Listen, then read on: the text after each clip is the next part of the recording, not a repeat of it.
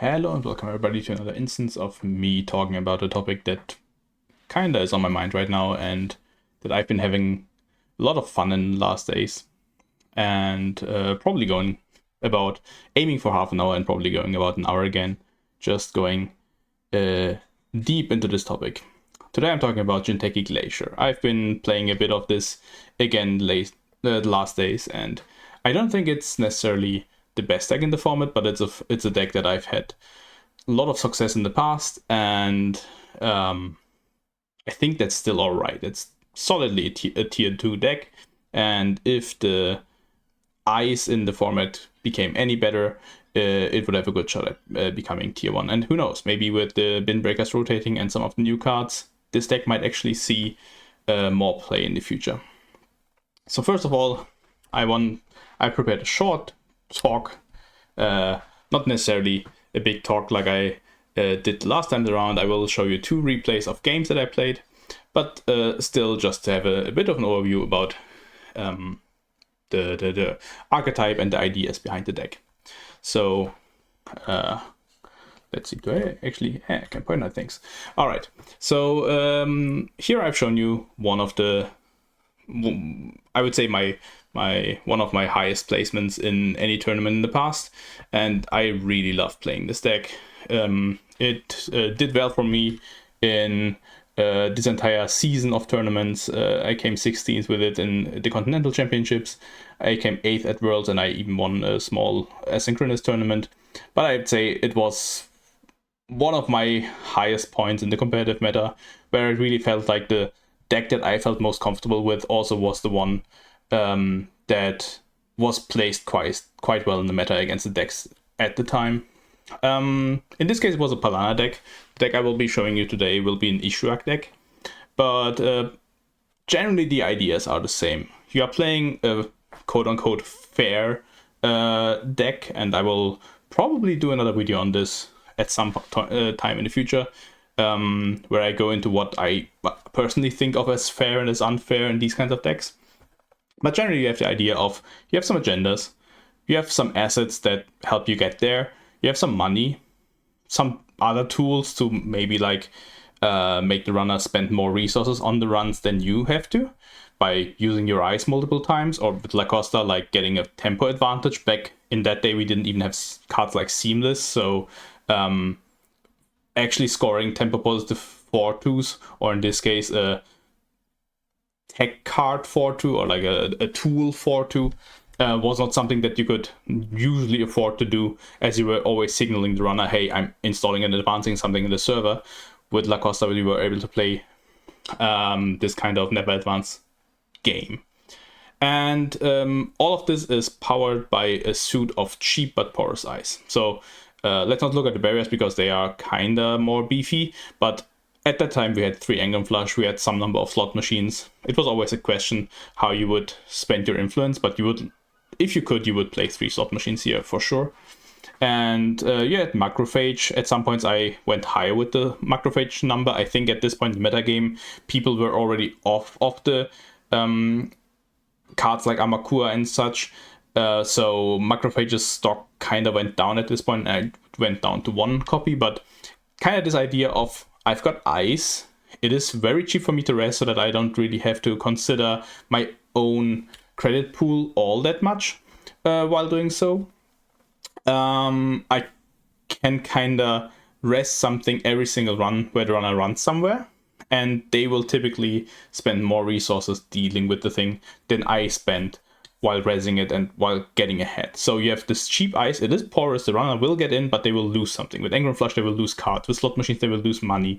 They probably typically can break Thimble Rig either with an with Amakua or with some other breaker, but it will cost them something to get the card on board, and that's the same reason why these barriers are here. Border control is a tool, but it also forces the install of a paperclip. Vanilla does the same. Data Loop actually does more because of Bukata, but we'll come to that later. And on the other hand, you have only 3 sentries, but those sentries are beefy. The runner must install a sentry breaker and must probably pay premium to get through your Anansi. So all of your ice has to be dealt with, but dealing with it is putting the runner in a difficult spot where they maybe don't have the econ engine running already, but they need to interact with you now. So they maybe fire a boomerang at something, and then you still push ahead and you put stuff in your remote. You put Lacosta in there. You cheese them into a run with a bio wall. They maybe can trash the bio wall, but Lacosta stays there, so you install something else. You bait them in with NGOs, and whenever you feel like you have a window, you go for a score. Also often, you actually go for a score when you know you don't have a window, because going for a score and even giving them 2 points will mean that you then have a window to score the agenda you actually want to score. So if you need money, you probably put in the Nisei first, they steal the Nisei, and then you put in the Cyberdeck sandbox and steal it. There's a lot of play to be had around install advancing in the Bokata protocol that you don't want to score actually. And there even are times where the runner gets in, sees the Bokata and decides not to steal, because that would open them up for a score and actually making you score that Obokata. And that is kind of a thing that will be a recurring theme also in these games. Scoring of non-temp or non-positive agendas can be difficult for this kind of deck. So you have to really think about what you're trying to score where and what your scoring patterns look like. Yeah, and in this case, this particular deck was built around the fact that you could use data loops, which make the runner put 2 cards from the hand back onto their deck whenever they encounter it, together with some run-ending effects like border control and bio walls to make Obokatas effectively unstealable, unless you were playing against a deck like Geist that was able to draw like 10 cards during a run or something. But in general, this was the main idea. The deck wasn't really based around any obscenely powerful cards, it was just based around good cards. And those cards would then, using those cards in the right patterns would propel you forwards, because you would find the gaps in the runner's game. You would pressure them at times where they couldn't deal with it, and that would either put you ahead by scoring sandbox, getting some extra value out of purges, if they were playing viruses especially then, and also just like getting ahead in board state to a point where they need to check every single thing you install into the remote, and if you got them there, then those were the games that you were typically feeling really good on. So what is today's deck?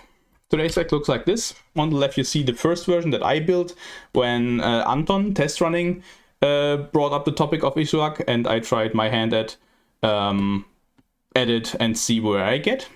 And I quickly learned that the ideas that Anton followed were pretty sound, and some of the changes that we can see from the left to the right side will actually indicate what I think a good build of Issuaq looks right now. So first of all, the agenda suit, I was on Global Food Initiatives. Anton actually was on the Obokata suit.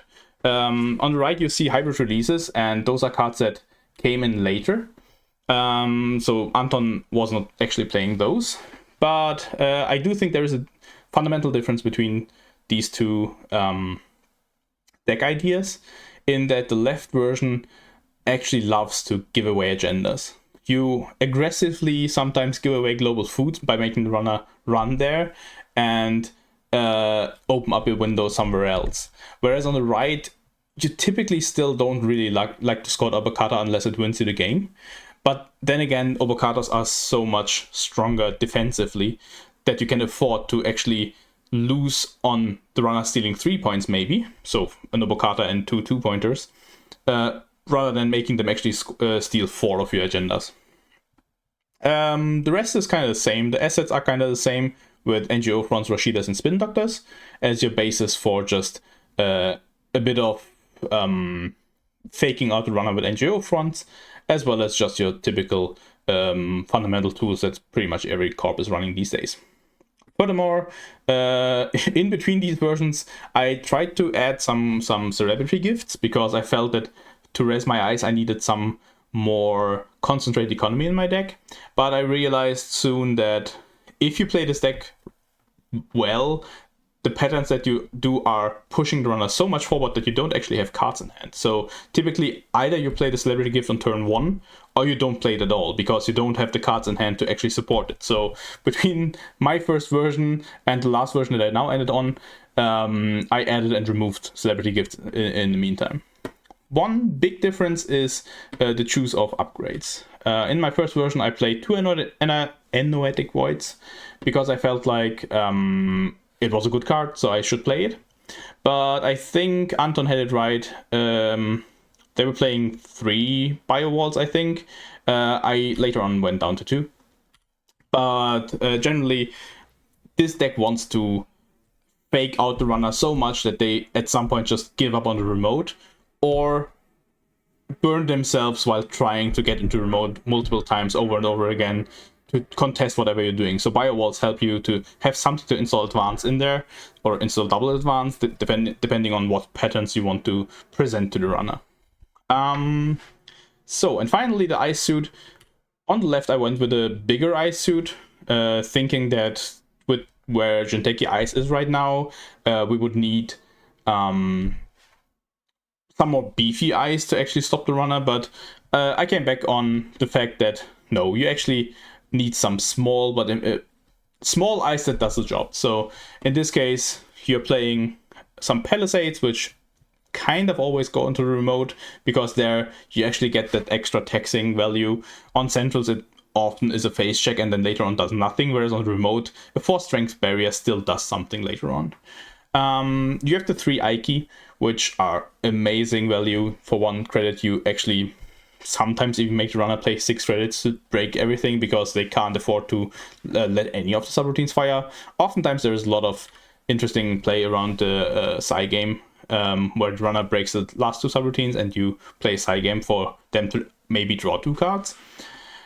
Some Thimble Rigs to be able to use your eyes effectively on multiple servers. So oftentimes you actually swap your big eyes, in this case mostly Anansi, from the remote and centrals back and forth whenever you need it. Whenever you want a scoring window, you put the Anansi on the remote and open up centrals a bit, but when you then have scored your agenda, you put it back again.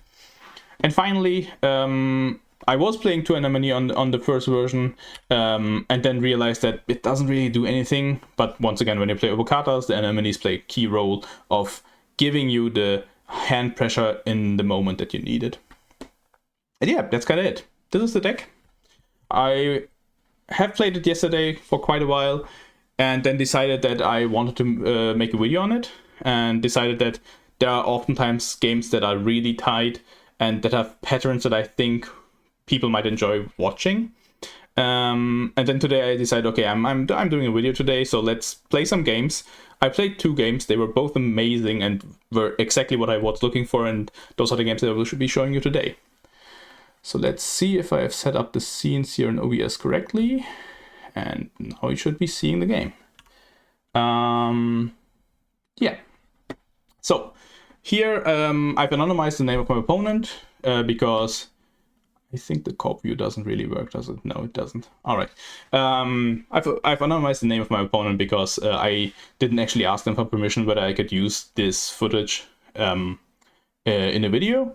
So if you're out there and actually want to be known, then maybe type something in the comments below. And yeah, we're on the bottom. Maybe let me zoom in a bit. I've set this up hopefully so that everything will work all right. Actually, if any of you are streamers and want to do the same thing, you can mess quite a bit with the console to remove the replay panel on the bottom, as well as you can actually edit the JSON files and find your opponent's name and just search and replace it with something like opponent if you want to anonymize something or stuff like that. All of that is text and can be done pretty easily. So, first of all, let's see what hand we've got. We've got a hedge fund, we got 2 eyes, we got an agenda, and we got a spin doctor. And I think this is like one of the perfect hands to keep for this deck, because you pretty much always want some economy in the beginning, but you can't really mulligan for economy too much because you also need to have some forward tempo. You need to have something that puts pressure on the runner. And I think oftentimes people look at the agenda and go like, I don't know if I want to keep this, I might draw into more agendas. No, you really want the agendas. You want to have something to put pressure on the runner from the get-go. So this is kind of a perfect hand. I think okay, we exchanged some niceties in the beginning, and I quickly kept the hand.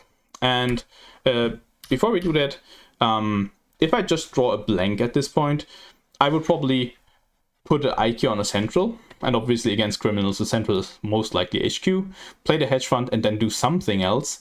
And don't make the mistake of putting the Nancy on the R&D, because like 2 eyes and a hedge fund is your typical starting play, because you don't care if the runner runs on R&D. You actually want them to steal agendas from R&D, because you probably don't want a second agenda at this point. So if they filter your R&D for you, that's good for you. So in this case, I would, and I think I did, go for the play of icing HQ, preparing a remote, even though I'm not putting anything in it, and I'm playing the hedge fund. So next turn, we can immediately go ahead, put pressure on them with the off-world office, and just start from the beginning of forcing them into reacting to our plays. Let's see what they do. I don't actually quite remember. Play a gamble, make the run. Don't find anything, but we're still happy with this exchange. Like, if they stole something here, that would mean that we don't have to draw an agenda. We can draw something else that can be gas for us later on. Maybe an ice to put on R&D, stuff like that. They do install the rogue trading, and at this point I'm like, oh, okay, is this maybe a tag me deck? And in my mind I was preparing that if their next turn is just to click the rogue trading twice, I will trash it to deny them some value off of the rogue trading. And then we will go from there, and I will see whether I can patch up R&D before they play a counter surveillance or something like that. It turned out that their plan was to actually remove the tags after the rogue trading, so it kind of played out a bit differently. So we take our mandatory draw, we find another hedge fund. Pretty happy about this. I don't actually remember what I exactly did here, so let's first see maybe. Oh yeah, this is what maybe one point of that I should stress. When you install a spin doctor, don't make the mistake of always putting it into your scoring remote. There are some moments in time where you want to put it in your scoring remote because you want to use the spin doctor maybe to defend against the Stargate or something like that. But oftentimes you have it stuck in your scoring remote, like at this point. Okay, I've drawn maybe an NGO front I would want to put in the server one. Or maybe if I feel more aggressive, I will put the office into the remote. But in any case, if I had installed my spin doctor there, now I would be forced to either overinstall it and lose the spin doctor value, or shuffle back a hedge fund that I don't really need at this moment. So in this case, by installing it in a different remote, you open up your possibilities, depending on what you draw, to use a remote or not, whatever you need at that moment. I would assume, okay, yeah. There were two ideas at this moment. One was that I could install and advance the office, but seeing that my opponent is playing Steve, and I think I've seen some Steve builds that go for like inside job, playing 2 copies and then later on getting a third by using the Steve ability, stuff like that. I'm not sure I want to give away my office that quickly. So I decided to draw and use the Hansei review that I have in my hand to, if they put pressure onto my spin doctor, since they've got 9 credits, they can do that without losing all too much. I can still get some value out of it. So I think what I did was to Hansei away the Obokata, because an Obokata is not necessarily an agenda you want to score early. This is a bit of a difference between the Palana deck that I showed you earlier and this Issuaq deck. This Issuaq deck can actually go score a 3-point office by triggering the ID, and then score a 4-point Obokata and win the game that way. So scoring Obokata is definitely something, if you can get the 4 points, it is something you're really happy about, because that puts you ahead quite a lot. Still, at this point, I've got a spin doctor that I want to get value out of. And I think I will draw into agendas whenever I need them. So at this point, I decided to throw that away, get my spin doctor value, and prepare for next turn, maybe with a second ice on the remote, to then push the office. So my opponent decides to build up a bit and place the Leech and the Amakua. And this is actually something that I haven't been playing all that much in the last weeks or months. I've seen that a lot on JNet, so this is kind of a thing that you need to expect. And I guess it is also something that might mean that this deck should be playing 1 copy of Mavirus. I'm not doing that right now, but it might be something to poison archives and not have to actually ice archives to get to defend yourself. Might be something that is really valuable, but we'll see. In this game, I don't have tech. I decided, I kind of at this point still think I don't need the tech unless a significant number of my opponents are on Amakua and Leech and other viruses that I need to respect. So they install both of them, they make a run on R&D, and I now I'm in defensive mode because I feel like I can't let this happen all too much. If I don't draw ice here at all, I've got a problem. So they see something, don't do anything with it, and now they can break 2 strength ice. We've got an IQ on HQ that's luckily 3 strength, so it's kind of a neat ice against even this combo. And the Anansi, so if they at some point run to 1, we're still kind of fine, but our goal right now is to find ice up R&D, best case also ice up archives, then purge at some point, and stabilize that way. Luckily we draw into an Anansi. First click draw draws us another Anansi, so I just put them both down, and my plan is now to see what they do. They might poke a bit, and if they poke HQ, they can actually then be at a place where they can break 4 strength ice and maybe even poke HQ more or something. But yeah, we'll see. They decide to set up a bit more, draw a bit, install daily cast. So they are definitely on the installing plan. I will set myself up and then win the game later. And I would guess at some point they will empty their rogue trading. So I always have to have in mind that they are actually kind of on 14 credits if they want to, or kind of on 8 and then interact with me. So there is quite a lot of just economic power that is on the board sitting there, just waiting to be used. But then again, the daily cast kind of made me feel like maybe that's not exactly their plan, because if they use the rogue trading and go tag me, they will lose daily cast money. So yeah, I was still looking ahead and wondering what might happen in the future. Our managed to draw is a La Costa grid, and I think at this point, this is where we are pretty much set up to define the tempo of this game. I would expect that I install La Costa here, install the office, and maybe play in hedge fund or something, because at some point we want to purge. Like, these virus tokens actually already hurt a bit. They could get into HQ and then get into HQ again, because once they run in, they can break up to 4 strength ice. So we don't actually want that to happen. So having a La Costa on the board, rest and ticking, means that we can take a turn to purge and not lose much. So yeah, I'm installing both things. I'm actually playing the hedge fund. There's an argument here for advancing the office and maybe for the upside of if you draw seamless, you get the ID trigger. But I kind of feel like if they get in with an inside job, all right, I'm losing an office. They don't really have the money to treasure La Costa, so I'm probably fine.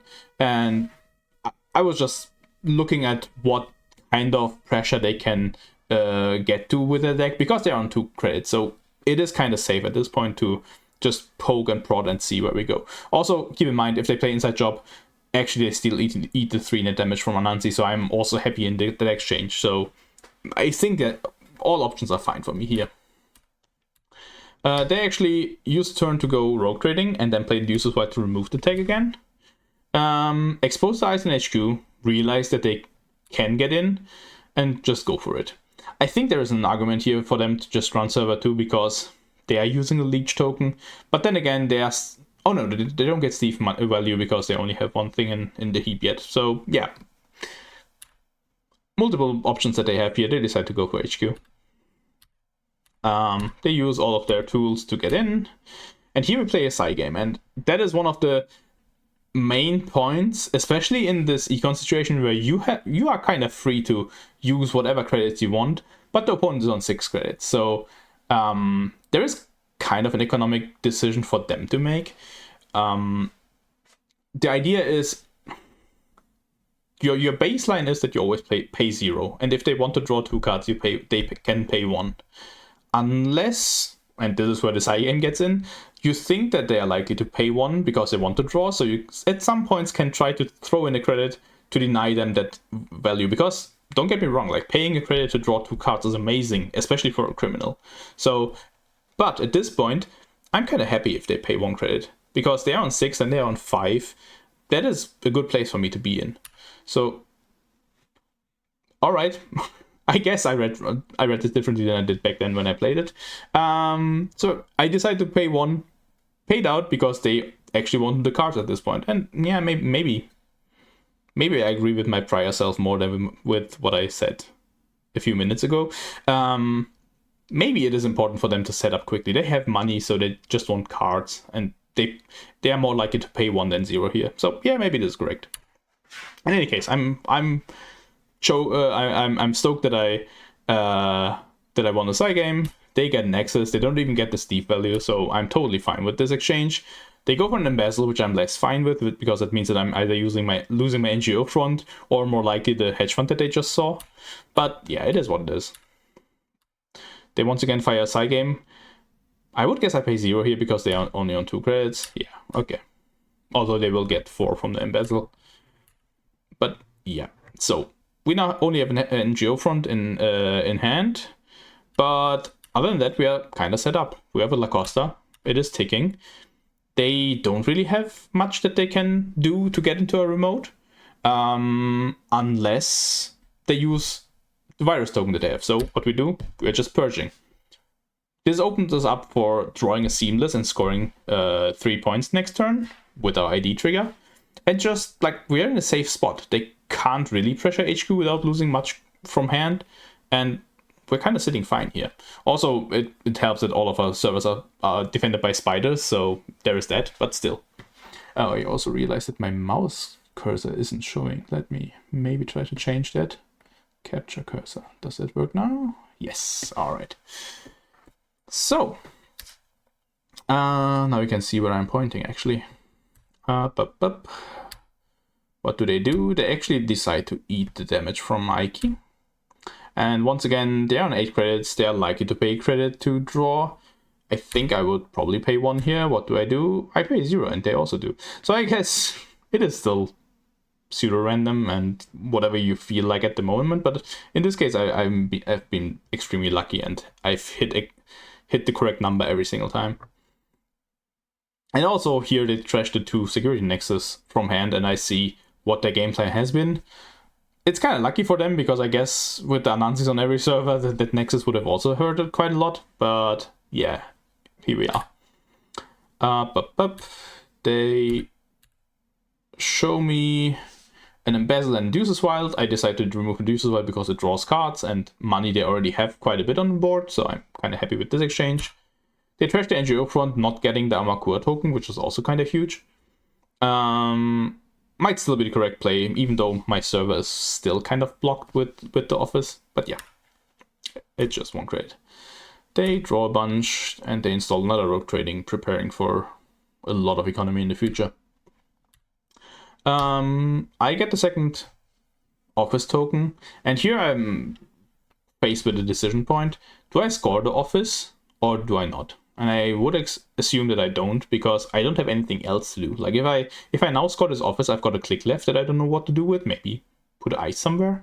And my server is already kind of fine. So I might as well just draw some cards. You see, you can get lucky and get a seamless launch. At this point, I could once again score the thing. But it is kind of the situation where if you move, you spend resources that you might actually want to keep for yourself. So in this case, if I now score the seamless, I'm losing the advancement token from Lacosta. So I would assume I actually ice up server 1 here some more to be more safe against inside job kind of effects and so on. And just score this later. I don't need to score it right now. Yeah, all right, I did this one. I actually put ice on a HQ because the Ike they can get through. They can just eat the net damage once and then be on 1 Amakua token, 2 leech tokens, and actually break this. So if they now have a diversion of funds or something in hand, it might actually be correct for them to deploy it right now. So the plan was ice up HQ to make them not run there, and then also advance the remote ones to be able to instantly score it next turn for 3 points, and then have 3 clicks to draw some cards and hopefully find some action that we can put in server 1, a Rashida or another agenda or an NGO from the bio wall, something that goes in there and pushes us forward. So they decide to take the rogue trading money, decide to deploy uses and remove the tag. They see the Anansi on R&D. They use the run to pressure me to actually use my Spin Doctor. I would assume that I shuffle away the Bokata and something, maybe a hedge fund. Oh, the NGO front, because I'm already sitting kind of well with money, and I'd rather have the invitation to run for them to actually get some more value out of my Anansi that I have in the remote. So yeah, I do agree with that play. Yeah, and they draw some more, preparing for future turns. We do get the value from the agenda. I think I actually draw first to see what I get. Yeah, and now I've got this office. It is worth 3 points. I will probably score it, push the office, and probably even advance it. Yeah, because now next turn, La Costa puts a token on there. Seamless Launch puts 2 tokens on there, and we can score this for another 3 points. Then we are at 6 points, kinda 4 points plus through 2 power tokens on the ID. And then we only need 1 point, and we do have the hybrid releases for the fast advance way to win. So we're sitting pretty here. They look desperately for some more tools. They don't really find anything. They do find the Tycoon. They don't even install it this turn. Okay, I thought they were installing it this turn. Yeah, they go for the Creative Commission. I do get my dream scenario.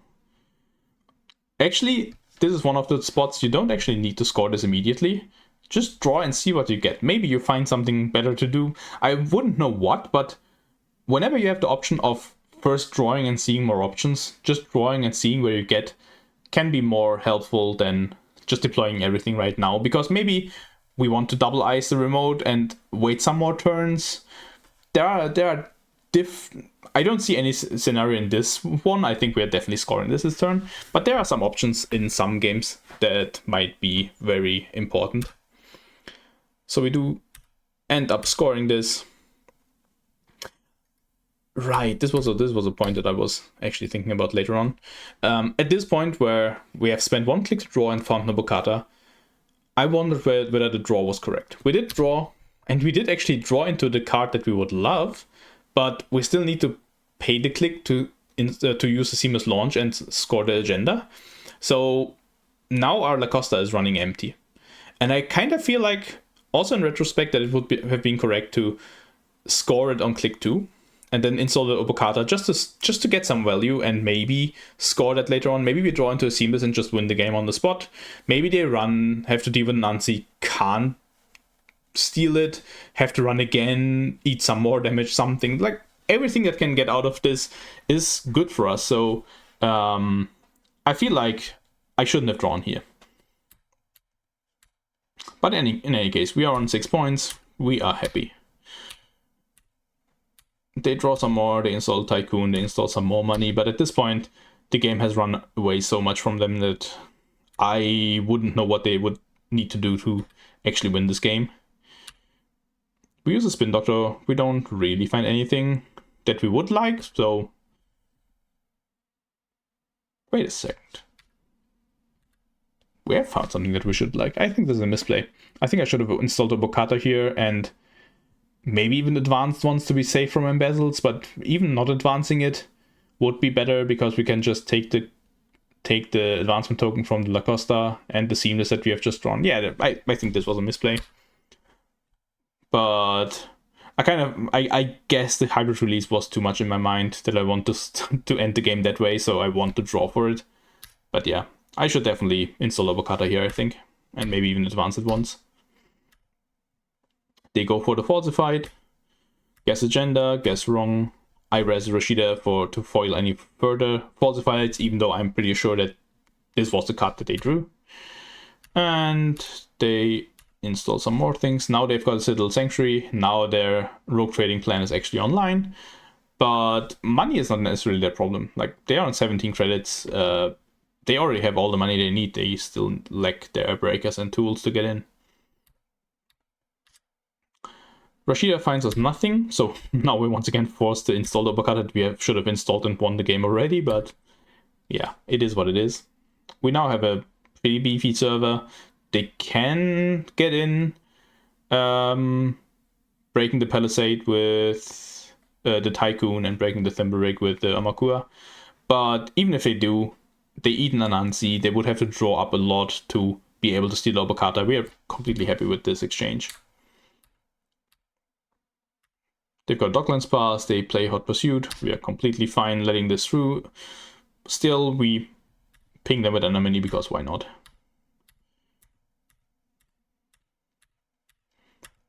Once again, a side game. Once again, I'm getting really lucky this game. Once again, maybe the opponent should think about paying 2 credits at some point to ensure that they draw cards, because I don't think any corp is really paying 2 into an Ike. It is just too much of an investment. Yeah, they do see some cards from HQ. They make the run remote, and I actually end up killing them with Anansi instead of scoring out Obokata. But yeah, you can see the power of this deck, and also the power of just waiting. We have only wasted 2 Lacosta triggers, and arguably we should have only wasted 1 and used it on the Obokata to win the turn earlier. So Lacosta can be a beast, and even if it gets just hit by a pinhole, which is kind of everywhere in this meta, we're still happy because they paid 4 credits.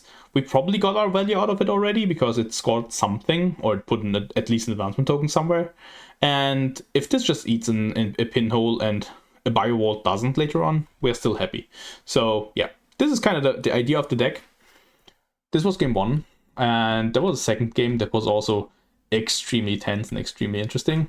I've actually asked this person to whether I could use this footage, so and also I should remember to actually tell them that the video is up. And yeah, we played against Jay sometime this morning, and they're playing Hoshiko list with your Maw package and your Aeneas informants that you can right now see here in their hand. And yeah, once again, we're just focusing on our side, not really on their side. Also, at least from what I've seen in the game, this was a really tight game. I think both them and us played reasonably well, and this was a really interesting game. So we've got this hand. It doesn't really have much going for it. I would assume that we mulligan this. Yeah, because while we have a Rashida, protecting with an Anemone is not really helping us. If we raise the Anemone, we're down on money, we're down on cards in hand. They probably still trash the Rashida. They are now also down in cards in hand and everything, but I don't think that's an exchange that we're winning, especially against Hoshiko, who can draw up rather easily. So we mulligan into a much better hand, similar start to last game. 1 second. Similar start to last game where we have ice, where we have a hedge fund, so we can just set up. I would assume that I do kind of a similar thing, although maybe I'm putting the border control on HQ. Let's see what I did. I played the hedge fund. No, okay, I'm doing a similar thing. I'm putting Enigma on HQ because I just want to protect my hand from random accesses. I put something that I want to have on the remote later, in this case a border control. It's a face check. It amplifies my Enansi later on. And then they can get this access on R&D. I'm fine with that.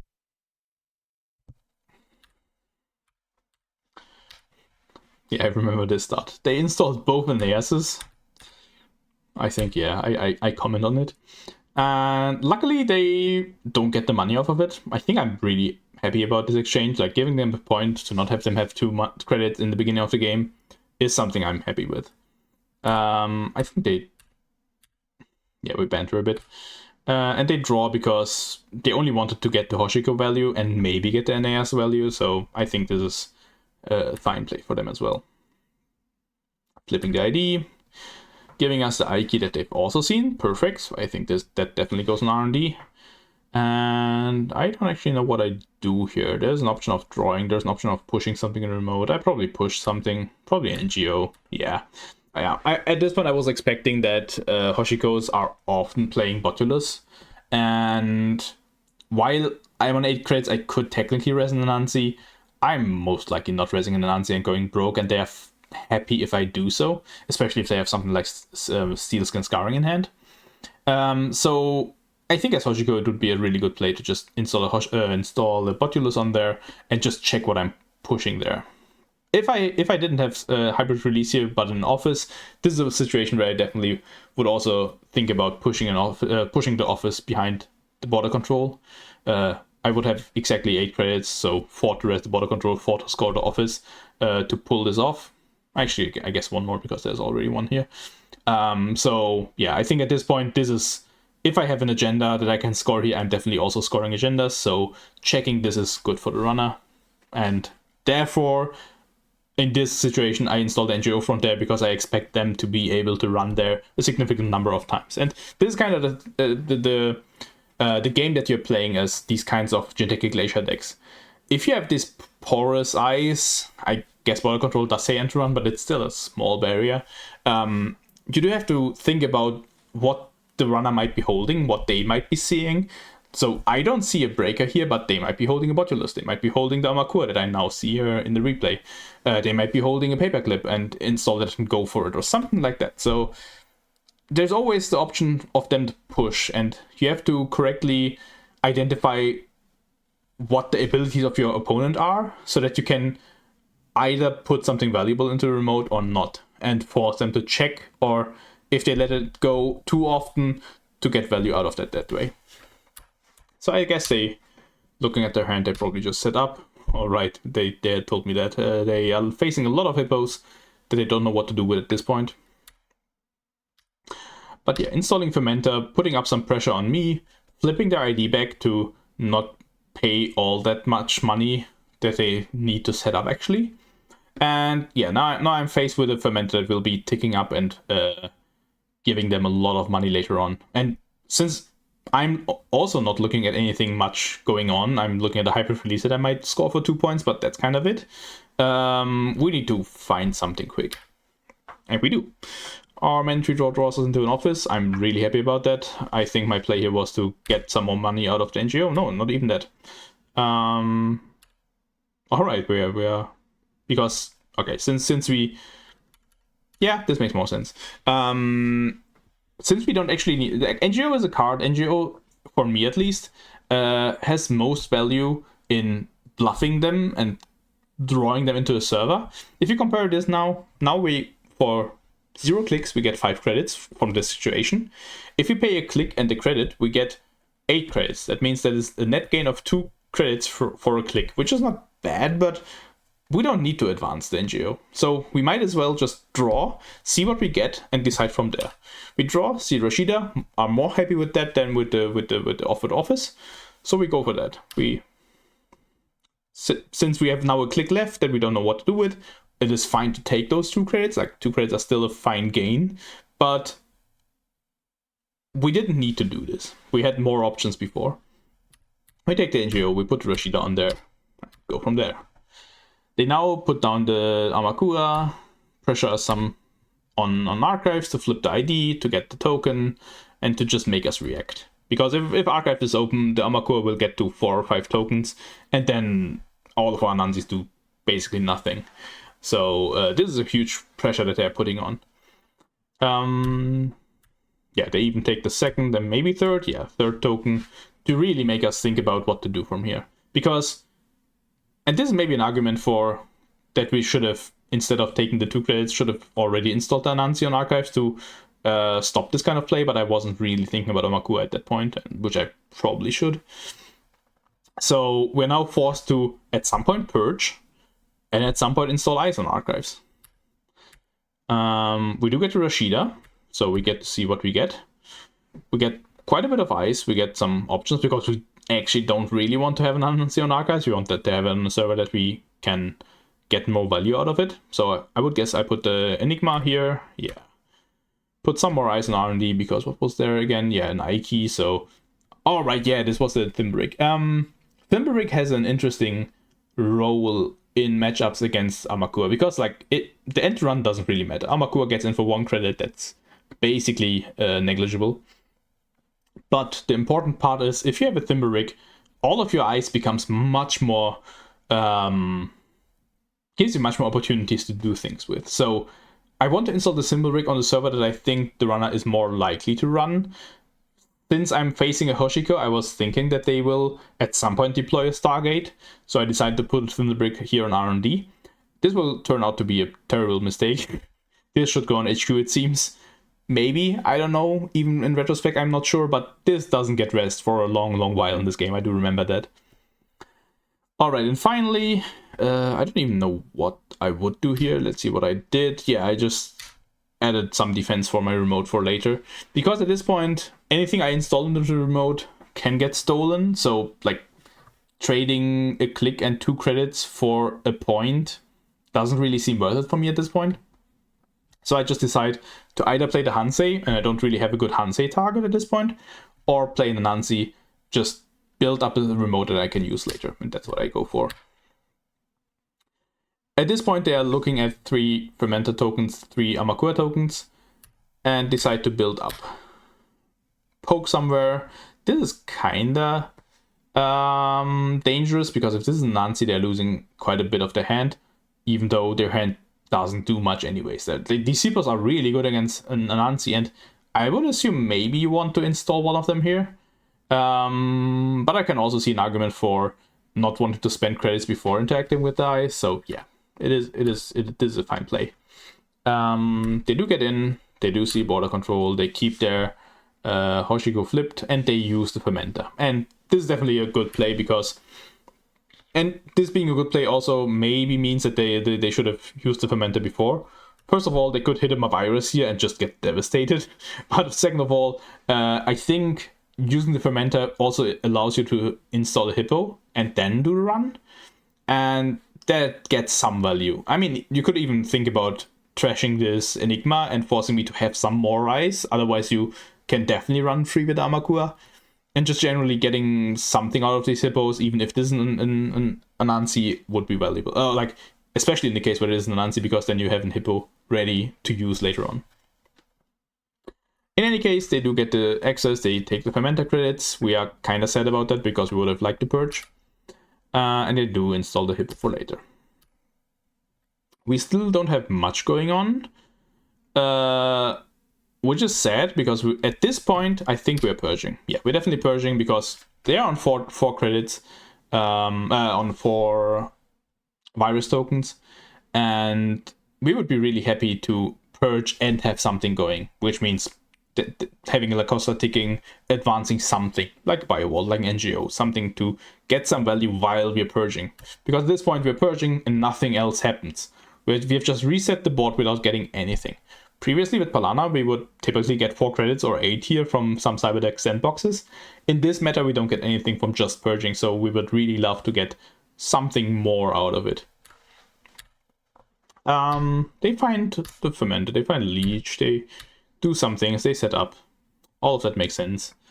And yeah, since we kind of reset the game, they are also not able to do much. Like, there is a lot of unrest eyes, they have a 0 strength Amakua, which will not get them anywhere, so they are forced to just see what they get.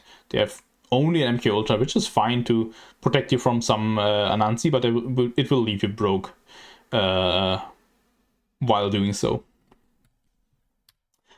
We find the second office, and now are definitely in a spot where we need to push something. So once again, we first install the Spin Doctor to see what options we get, hoping to draw maybe a Seamless or something to go with the office.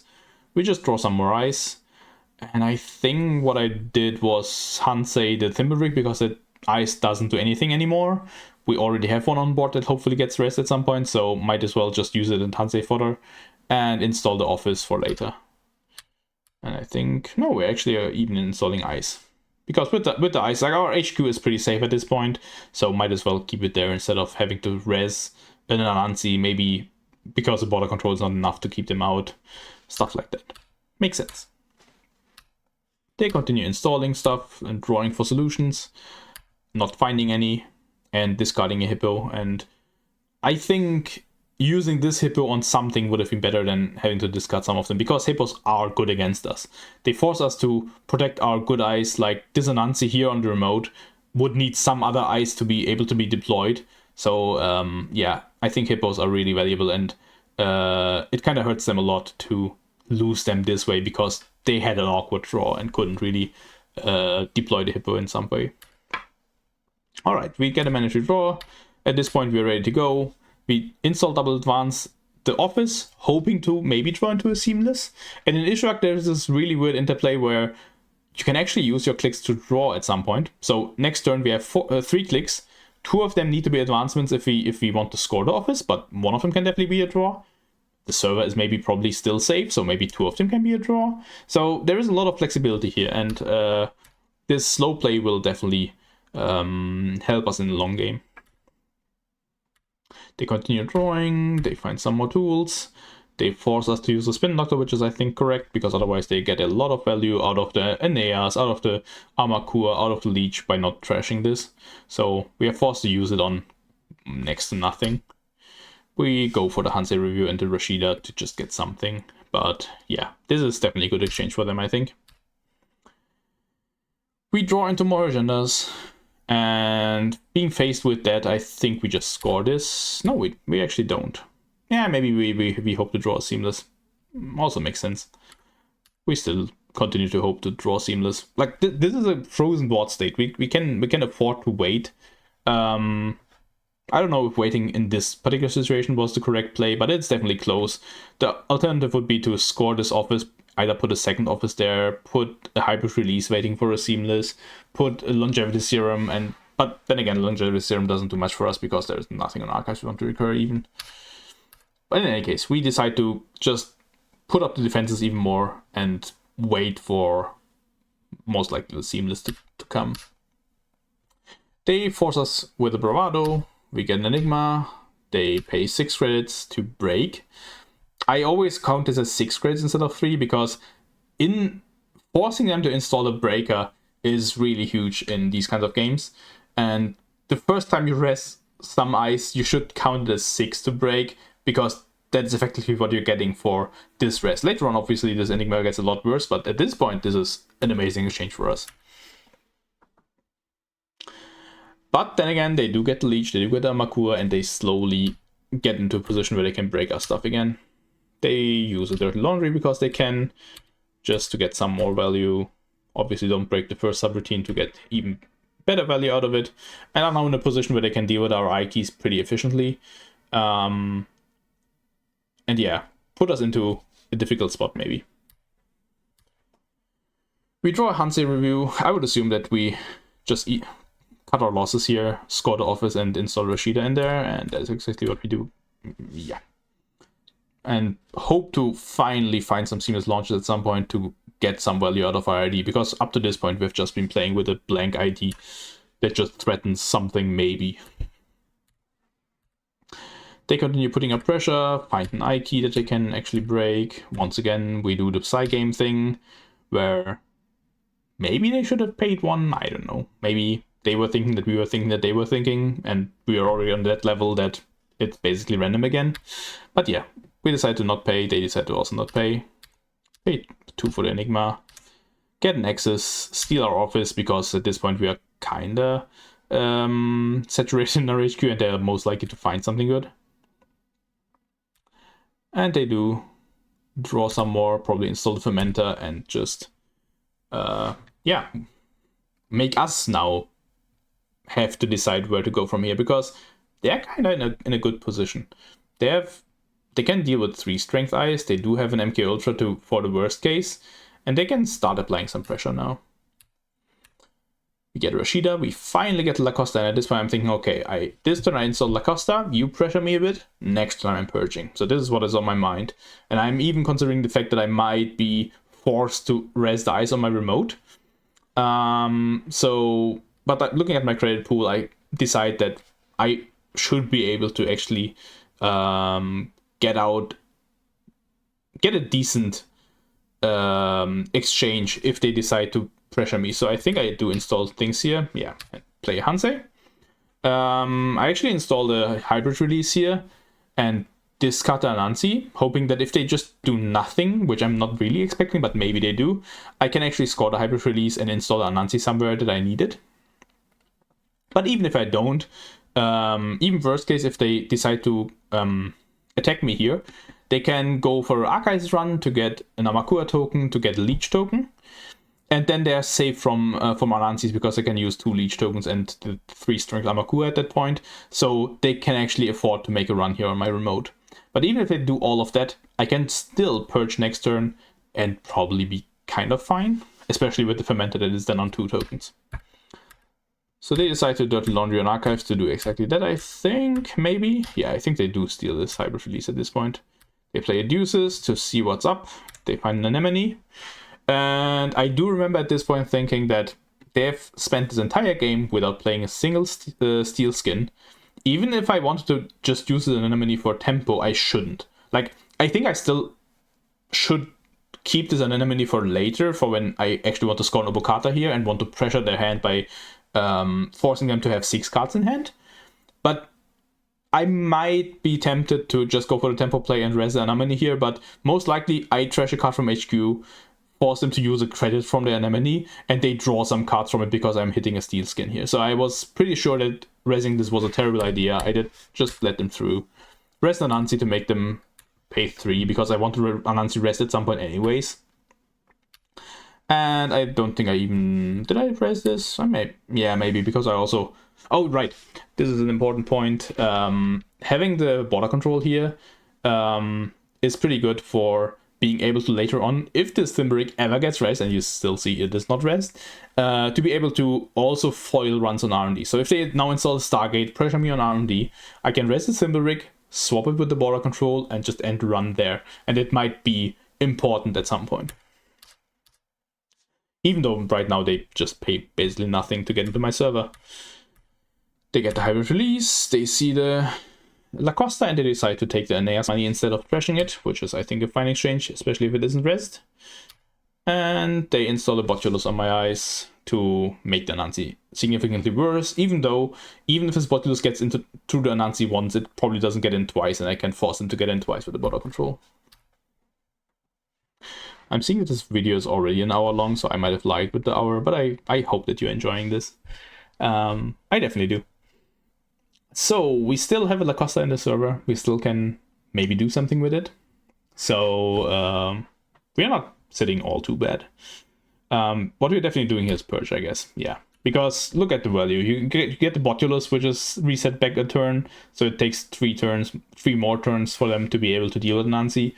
We reset the Fermenter back to 0 to make it like pay out way further in the future. It will probably still pay out, or we'll still have to purchase some point again, but all of this is amazing value for us. And now our Anansis are live. Now we're sitting well. And once again, they're forced to just set up, do some moshing. They actually help. Wait a second. Interesting. Did they, or is this just a replay thing? Oh yeah, this is just a replay. Okay, they didn't have steel skin in hand when they played the moshing. All right. They do find the maw and stuff. They do find some money. They do play the money. They discard the moshing. Makes sense. So we still have this Lacosta that we don't know what to do with. So I think one idea, and maybe the one that I go with, is install double advance. Yes, okay. So in this case, I feel like my remote is safe. If they want to get in, they are paying 2 plus 9, so 11 to break this Anansi. Or let it fire and just eat the damage and give me some scries on my deck. I'm okay with that exchange.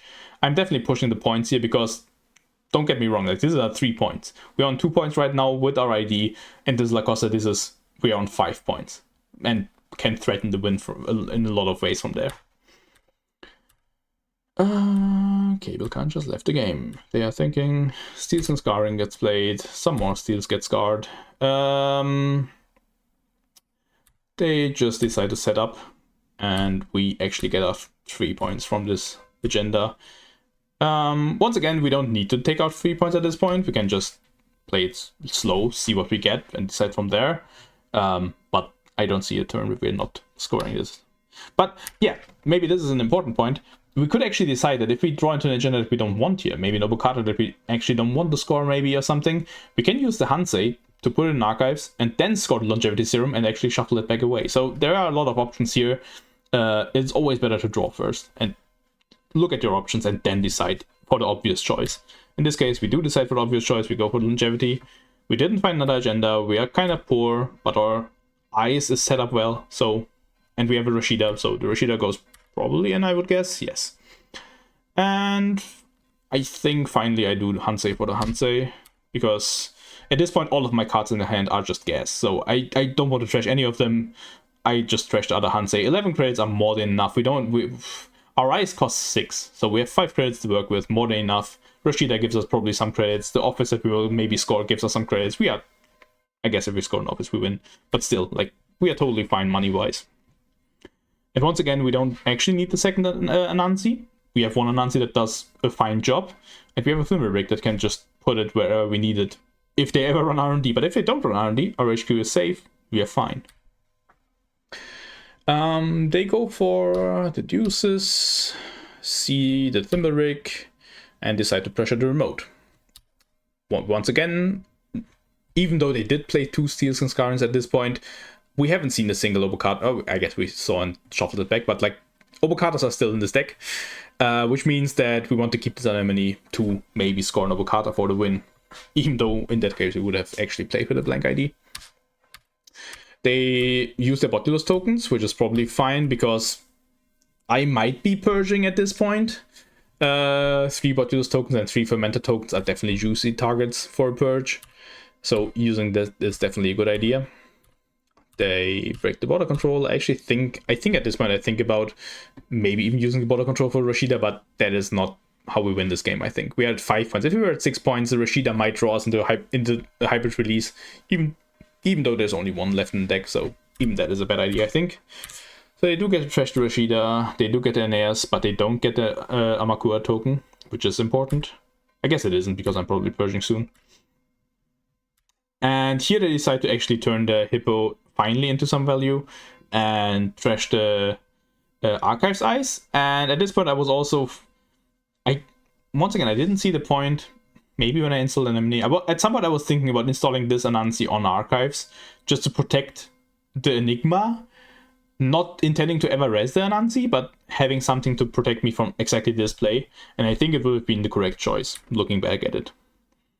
Yeah, and also at this point I realized that this game is one of those that are really likely to just end up by the runner finding a random Obokata from R&D and just winning that way. But we'll see.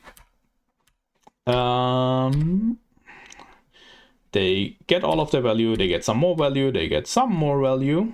And I kind of think this might be a mistake and they should have just cut their losses and got the 6 credits from the Fermenter. Because with this bot set, I'm really tempted to purge. Don't get me wrong, purging here is still kind of bad for me. By purging, I probably just make them run Archives 3 times and get to the same spot. But importantly, without the Fermented tokens. And I think that is the reason why purging here, what I will do. Yeah, I'm wandering and talking, but then I'm deciding on purging here. And I do think this was a correct choice. They do repeat all of those runs after playing a gamble. Getting all of that money, getting all of those tokens. And I'm once again forced to install something on Archives. And yeah. Also, while this hybrid release would be the win if I put it into a remote here and can keep it there, this Nancy doesn't do anything against all the virus tokens that they have, so we can't really afford to do that. I installed 2 things on Archives. Yeah, because 1 Hippo is still open. 1 Hippo should be in here, I think. Yeah, 1 Hippo is in the bin, 1 Hippo is removed, 1 is in the hand, which I assume at this point is likely to be in the hand. So I want to be able to res something in here. Either the Palisade and make them use the Hippo, or maybe even the Nancy if it is in a good spot. So I installed my ice, they installed them more. And finally do their first R&D run, we get a Thimblerick online, which at this point I would have loved to have used a lot of times probably.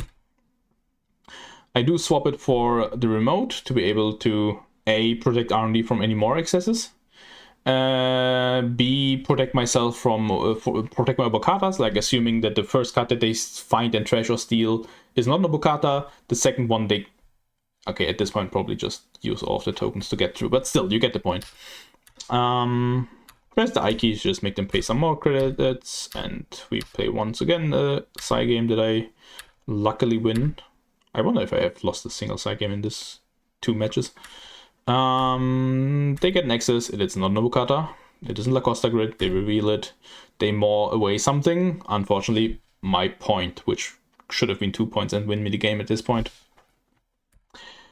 Some more banter is happening, and then it's back to me, and I draw a second Lacosta, which I can't do anything with. Doesn't matter, I'm still purging. This Fermenter needs to go, all of those virus tokens need to go.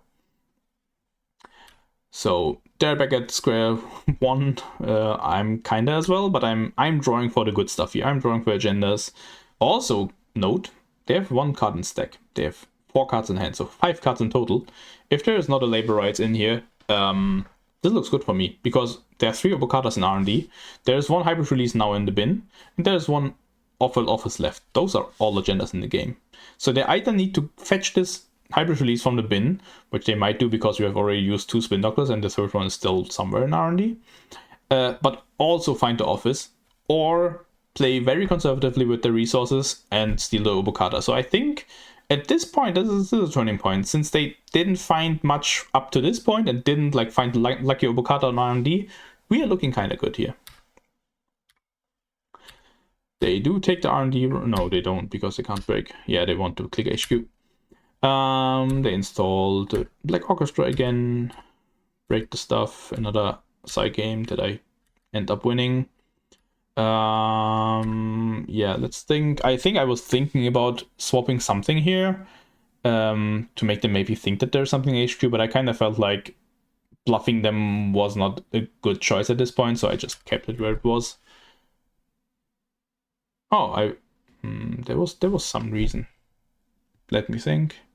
Oh, I think the reason was that if they happen to have a Stargate, which I still didn't see in the bin, and assumed that the deck would be playing Stargate, I would be able to then fetch the border control and stop that Stargate run. And yeah, that was the reason that I did swap. That makes sense.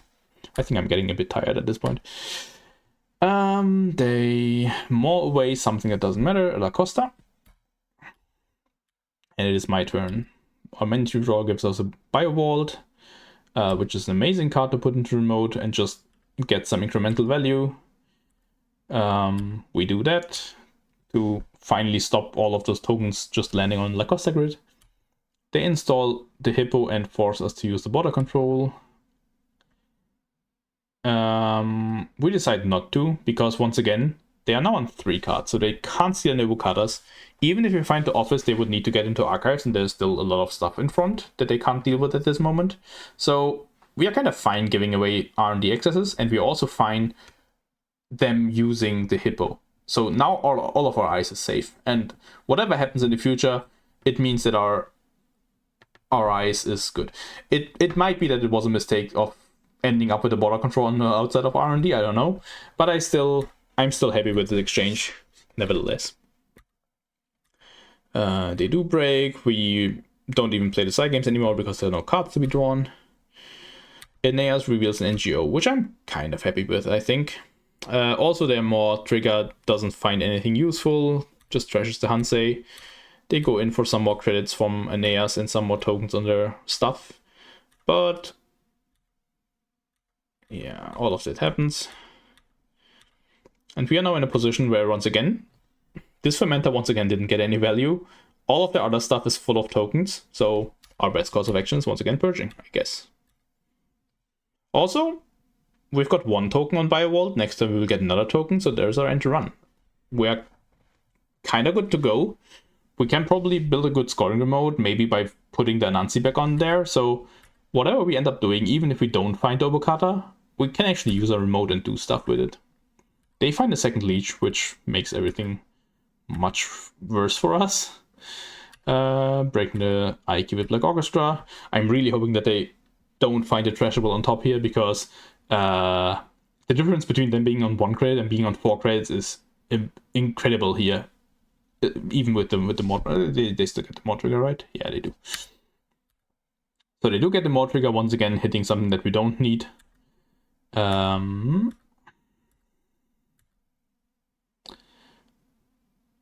And I guess they have seen the Obokata or something. Yeah, most likely. We draw, we find the Obokata, we jam it into the server, jam the ice on top of R&D just to make sure that we don't lose by losing the office. And we even hold 2 seamless launches in hand, so even the Maw can't end up with us not winning this. I do think that this credit was wrong, and I should have advanced the Obokata, because they do have a way of getting into server 1 and trashing La Costa and making us not win that way. But then again, we do have Bio-Vault. We can shoot their final 2 cards with Anemone, so I think even then we would be fine, but I still think correct would have been to advance and be on 7 credits. Because we can still res enough stuff, I think. They do install the Devil Charm. They finally use a Fermenter on a meagerly 4 credits. Are really lucky that this is not an Anemone, because they would have been dead at that point with only 1 card in hand. Breaking the Eye Key. And once again, at this point, we are pretty fine. There's an Anansi on here that kills them. They would need to both get to this hybrid release in Archives and get to the agenda in R&D. We are sailing smooth here. Yeah, and that smiley face means that there's probably an Oboe on top.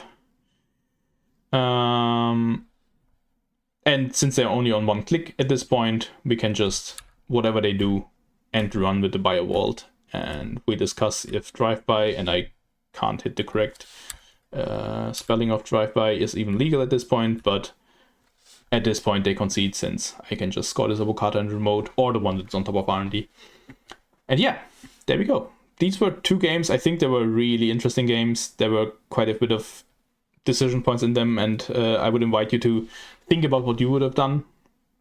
This took quite a long time, because once again, at every single turn, we were thinking about how we can control the game rather than actually win it. Because if we controlled it for long enough, winning would be kind of the result anyways. So it took 19 turns, but I think we were looking pretty good at most of the turns, unless we just get unlucky by a single access on R&D just yielding an avocado or something. So yeah, I hope you enjoyed this little replay analysis. And yeah, I would assume that there's quite a bit of more activity on this channel, maybe in the next weeks and months, because I definitely have much more time on my hands than I did in the last half year or so. And there are quite a few topics that are on my mind and that I'm likely to be interested to talk about. And if there are people watching this, and even after 1 hour and 11 still listening to me, then I'm more than happy to continue providing this content. So yeah, thank you everyone for listening, and hope to see you soon.